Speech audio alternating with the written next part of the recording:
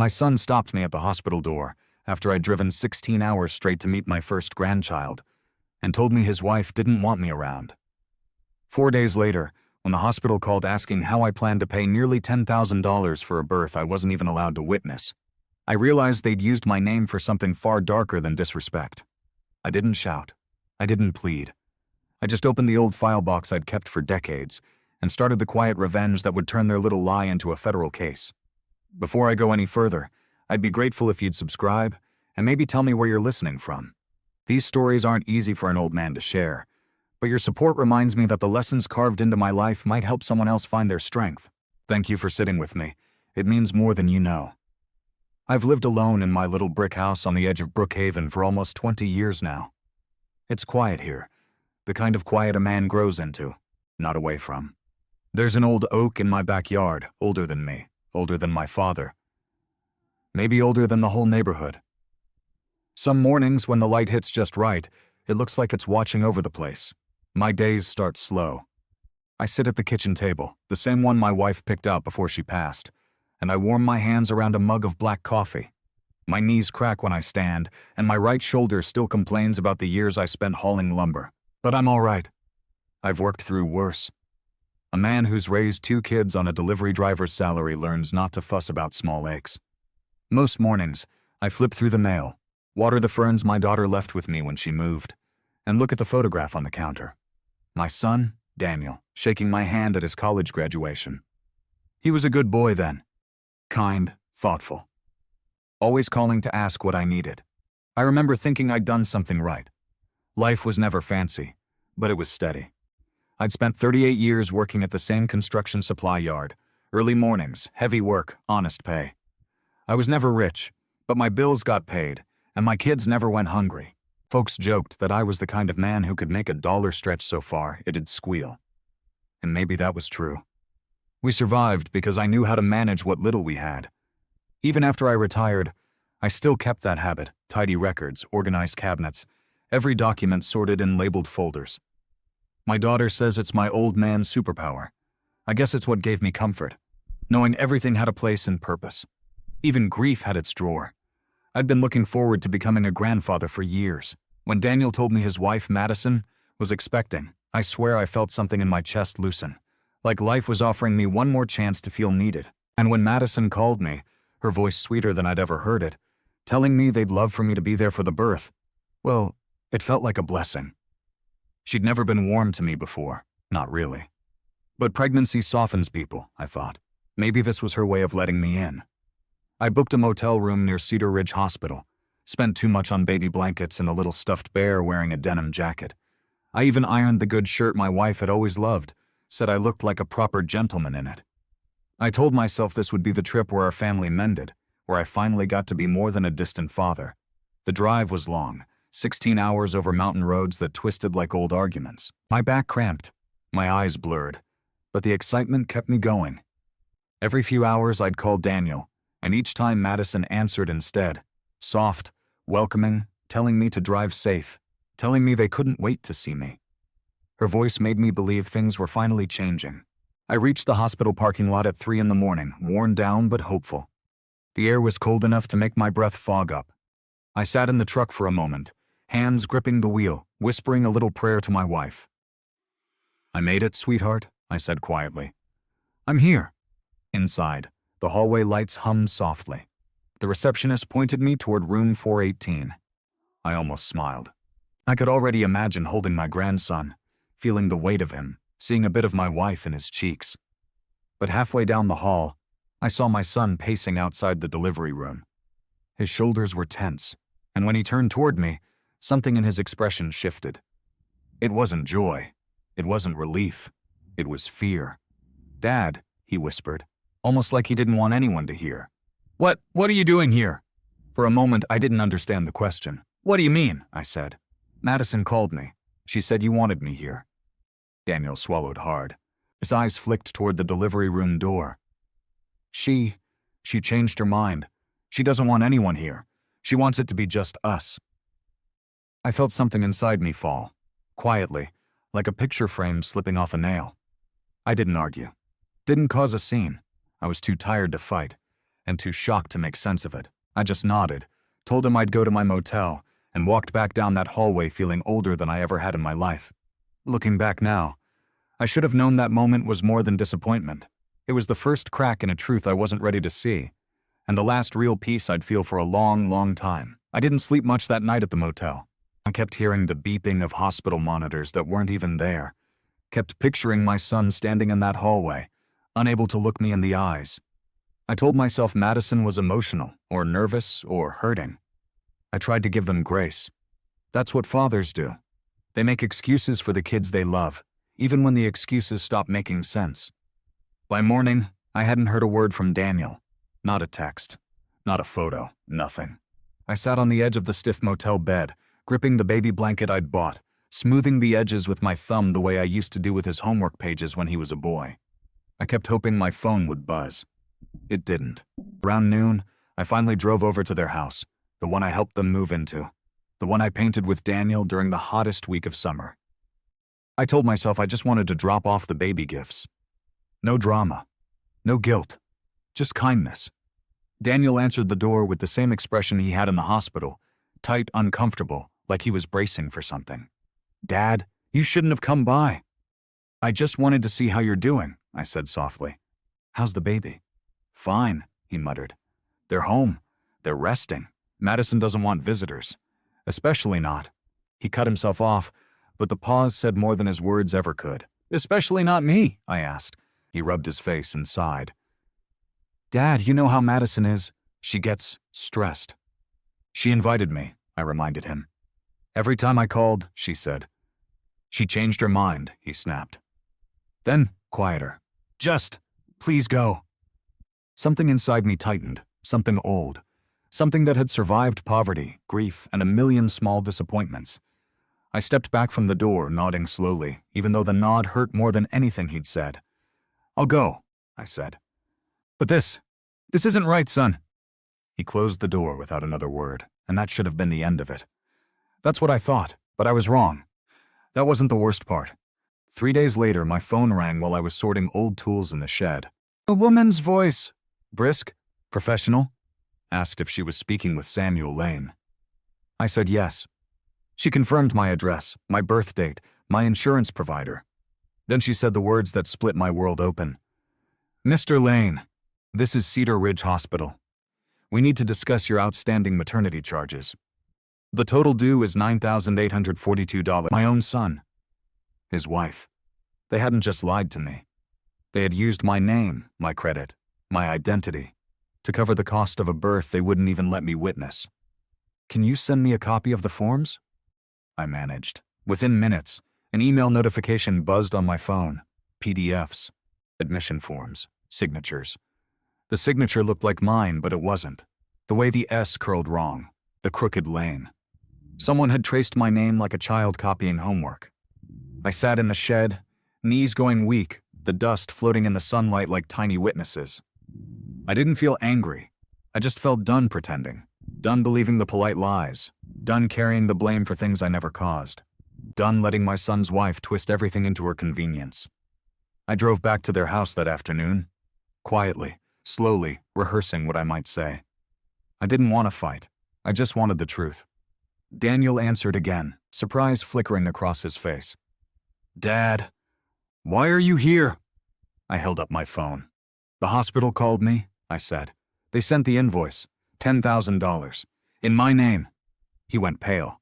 "Dad, I can explain." "Then do it," I said softly. Madison appeared behind him, arms crossed over her chest. "It's not a big deal," she said. "You're being dramatic. You have insurance. It barely affects you."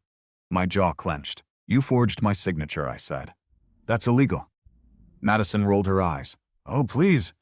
You're overreacting. You're old. You weren't going to use that money anyway." Daniel didn't defend me. Didn't interrupt. Didn't even blink. That silence told me everything I needed to know. I stepped back. Took a long, steady breath that tasted like betrayal. "I'm leaving," I said. "But not the way you think."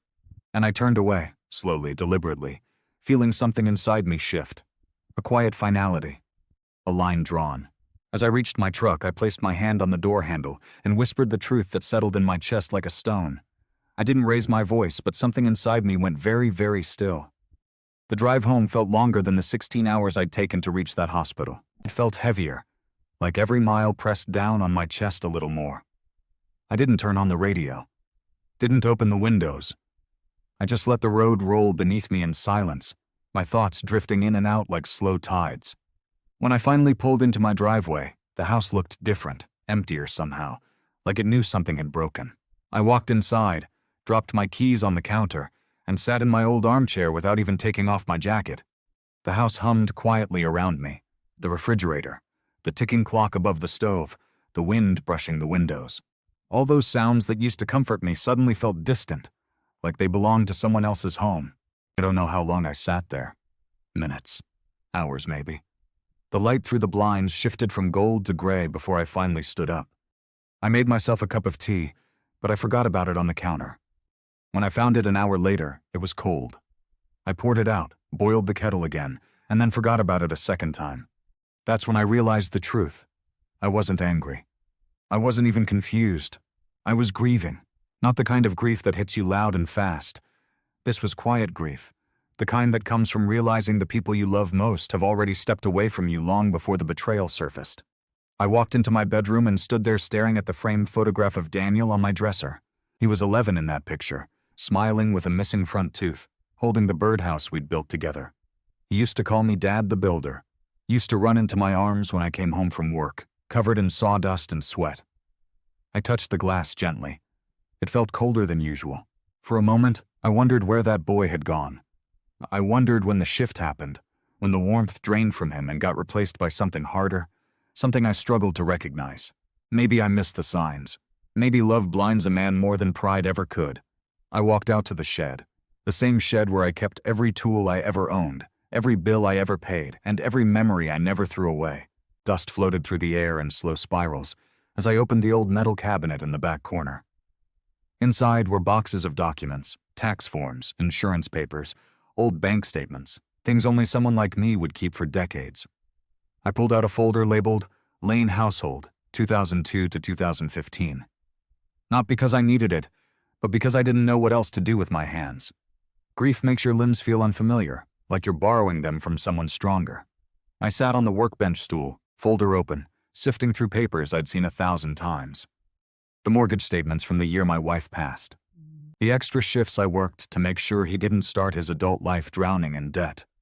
Those papers weren't documents. They were sacrifices. Quiet ones. Ones no one thanked me for. Ones I never asked credit for. One slip of paper caught my eye. An old birthday card from Daniel when he was 22. To the man who always shows up, he'd written. I exhaled slowly. That line traveled straight through me like a blade made of memory. I slid off the stool, walked back into the house, and turned on the small lamp by the couch. The warm light filled the living room in a soft glow.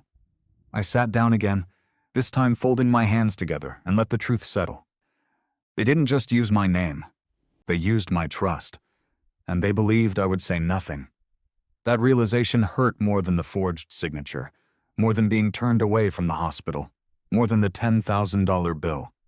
Because I had spent my whole life showing up. Even when I was tired, even when I was aching, even when no one noticed. That night, sleep didn't come easy. I tossed and turned, the sheets twisting around my legs like vines. Every time I closed my eyes, I saw Daniel's face in that hospital hallway. That look, not angry, not guilty, but scared. Scared that I might uncover something he wished I'd never see. At around 3 a.m., I got out of bed and walked into the kitchen. I didn't turn on the overhead lights, just the small lamp on the counter. Soft yellow glow. Quiet house. My breathing steady, even if my heart wasn't. I placed both hands on the counter and whispered into the empty room. I can't let this slide, not this time. It wasn't loud. It wasn't dramatic. It was a realization that felt like it had lived inside me for years, waiting for the right moment to surface. I didn't want revenge, not the kind people write stories about. What I wanted was clarity. Accountability. A line drawn with calm, steady hands. That was the night something shifted, not in anger, but in resolve. That was the night I began to think, very carefully. The morning after that sleepless night, I woke up with a strange kind of clarity. Quiet, steady, almost heavy. The kind of clarity a man gets when he finally accepts what he didn't want to believe. I brewed a fresh pot of coffee, poured it carefully, and sat at the kitchen table. The sunlight came through the blinds in thin lines, striping the room like the bars of a gentle reminder. Some truths can't be ignored forever. I didn't feel angry anymore. Anger burns fast. What I felt was colder, measured. A long, slow understanding that things weren't going to fix themselves. Not this time. Not after forged signatures. Not after the hospital bill with my name attached to a debt I never agreed to. Not after being pushed out of the most important moment of my grandson's life. So I did what I've always done when things get serious. I started with a list. A plain yellow notepad. A pen that wrote a little scratchy. And 3 questions at the top. What happened? What proof do I have? What can I do? Quietly. I didn't want drama. I didn't want shouting. I wanted the truth laid out clean, like lumber measured and cut on a quiet morning. I went out to the shed and pulled down my old metal file box, the one I kept locked for years. Inside were copies of my driver's license, old utility statements, insurance policies, bank confirmations, enough to verify every part of my identity cleanly and without question. I set those documents aside in a neat pile. Then I opened the email from the hospital again, this time zooming in on the signature they claimed was mine. I studied every curve, every loop. The S in Sam always has a little hook at the top when I write it. The forged one didn't. The L in my last name usually slants right. The fake one slanted left. Anyone who'd ever watched me sign a check would know it wasn't me. I printed everything, every form, every invoice, every email, and placed them in a blue folder marked medical fraud, pending. I wrote the date in the top corner, habit, precision, the things that kept me alive long after luck ran out in my younger days. Around noon, I drove to my bank, not the branch by the grocery store where the tellers chat and gossip, but the main branch downtown where the managers sit behind glass doors. I walked in with the folder under my arm. My shoulders squared. I'm not a big man, but that morning I felt taller. A young manager named Riley greeted me. Sharp suit, nervous smile. "How can I help you today, Mr. Lane?" I laid the folder on his desk and spoke calmly. "Someone used my identity to open a medical account. They forged my signature. I need documentation showing every authorized signature you have on file for me." He flipped through the papers, the color draining from his face. "Mr. Lane, this is serious." "I know," I said quietly. He compared the hospital forms with the signatures the bank had stored for the last 20 years. It didn't take him long to see the mismatch. When he looked up at me again, he wasn't nervous anymore. He was respectful. "Would you like to file a formal fraud report?" he asked. "Yes," I said, "but not today." That surprised him, but I wasn't ready. Not yet. I needed to understand the full picture before I made a move. The next stop was the county records office. I requested a certified statement confirming my identity and address, proof that the hospital paperwork had contradicting information. The clerk stamped it with a heavy metal seal that echoed like a promise. After that, I drove to a quiet office building 2 towns over. Second floor, Suite 204. A lawyer I'd once hired years ago for a minor property dispute still practiced there. His name was Mark Kendrick. A calm man, same age as Daniel, but with steadier eyes. He wasn't expecting me, but when I stepped into his office with my folder, he cleared his schedule. I laid everything out on his desk, every document, every mismatch, every lie. He took his time. Lawyers like him don't rush. When he finished reading, he exhaled slowly and said, "Sam, this isn't small. This is identity fraud, insurance fraud, forgery. If you wanted to, you could press charges." I nodded. "I know." He studied me for a moment. "But you're not here for charges, are you?" "Oh," I said, "I'm here to understand my options," quietly. He leaned back. "Then here's what you need: a notarized affidavit, a certified identity verification, and a formal denial of responsibility for the hospital debt. Once those are filed, the hospital has to launch an internal investigation. And if your son or his wife submitted the forms, the results will point straight to them." I folded my hands. "And I want everything documented, before they even know I'm doing it." He nodded. "You're building a wall, slowly, brick by brick." He understood. I left with a clean file, notarized statements, and instructions laid out plainly. Nothing loud, nothing messy, just facts lined up like soldiers. As I drove home, the sun dipped low behind the trees. painting the road in long shadows. And somewhere between mile marker 42 and the old mill, a thought settled into my mind. This is where the tide turns, not in noise, in silence. And I said the title phrase to myself, not loud, not triumphant, just steady. My son thought I had no power left, but he never expected I'd let the truth do the talking. When I pulled into my driveway, I placed the blue folder on my kitchen table, smoothed the edges, and whispered the final line that carried me into the next chapter. The stage was set. All I had to do was wait. 2 weeks passed before anything happened. 2 weeks of quiet mornings, slow evenings, and the blue folder sitting on my kitchen table like a sleeping storm. I didn't rush it. Patience isn't weakness, not at my age. It's strategy. It's a lifetime of learning when to hold back and when to let the truth walk in on its own legs. The first sign came in a white envelope from Cedar Ridge Hospital. I opened it carefully at the counter, the sunlight catching the paper.